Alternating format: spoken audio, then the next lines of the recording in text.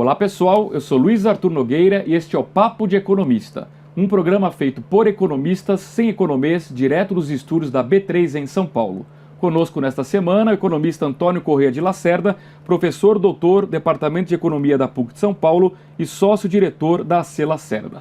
Professor Lacerda, tema de hoje, algumas incertezas. Eu listei aqui para entender como o teu cenário econômico pressupõe ou não a existência delas. Meta fiscal, a gente tem infelizmente previsto um rombo esse ano, 159 bilhões, ano que vem de novo. A gente vai cumprir esse rombo ou o quadro é melhor ou pior do que isso? Eu vejo um grande desafio, né? Muito provavelmente não vai ser cumprido, porque na verdade o nível de atividade tem reagido muito pouco em função do quadro de crise que vivenciamos em 2015, 2016, agora começa a melhorar, mas isso afeta a arrecadação, quer dizer, as empresas, as pessoas estão com dificuldade em pagar os seus impostos. Da mesma forma, você tem uma pressão de gastos que, embora você possa tentar cortar, eles existem porque, na verdade, fazem parte, vamos dizer, das funções do Estado. Então, tudo isso limita muito a contenção de gastos, né? Quando você coloca o componente financeiro, é pior ainda, porque aí você tem uma dívida pública que é relevante em proporção do PIB, com juros mas ainda principalmente o encargo financeiro devido ao juro. Né? Então nós já chegamos a gastar 8% do PIB no pagamento de juros, 2015. Hoje estamos ali próximo de 6%, mas ainda estamos entre os mais elevados do mundo. Né? Ainda somos o país que mais paga juros e isso evidentemente tem um peso fiscal importante também. Certo. Reforma da Previdência, no teu cenário, sai ou não sai? Bom, a reforma da Previdência, nos termos em que está colocada, dificilmente imagino que será aprovada. Nem a mini-reforma. O que pode ocorrer é alguma mudança pontual, né? Porque qual o problema que eu vejo? No momento que você não incluiu os políticos, não incluiu os militares, né?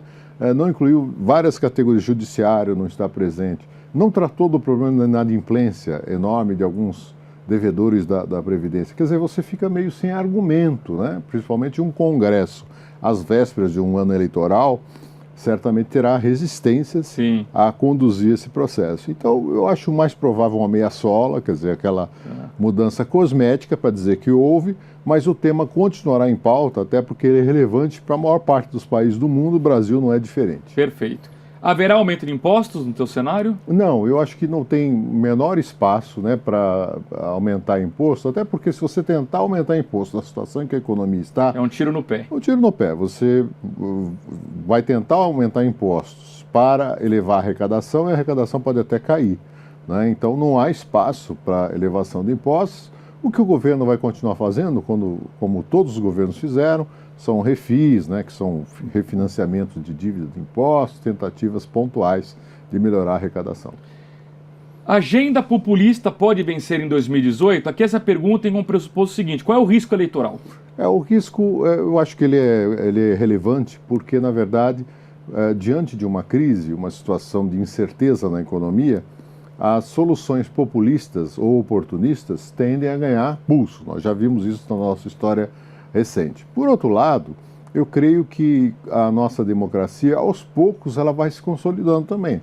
As pessoas vão aprendendo a diferenciar A de B, B de C, né? Então, eu ainda acredito que você terá uma frente de centro-esquerda no Brasil que poderá ser vencedora no âmbito das urnas. Hoje você tem uma dissociação muito grande entre o governo, a política econômica que é adotada, e a popularidade. Quer dizer, o governo hoje tem um nível de aprovação muito baixo, de apenas 5%.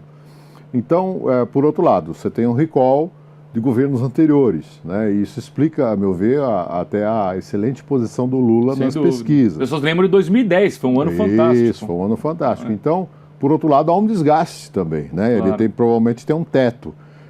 Então eu acredito muito numa frente de centro-esquerda que possa aproveitar o lado social que evoluiu bem na primeira década desse século e, por outro lado, incrementar uma agenda de competitividade, né, que possa dar mais condições do setor privado atuar, o setor produtivo, gerar mais renda e empregos. Muito bem, Antônio Corrêa de Lacerda, professor doutor, Departamento de Economia da PUC de São Paulo, conosco nesta semana no Papo de Economista. Ele volta amanhã com o quadro Cara ou Coroa. A você um grande abraço e até lá!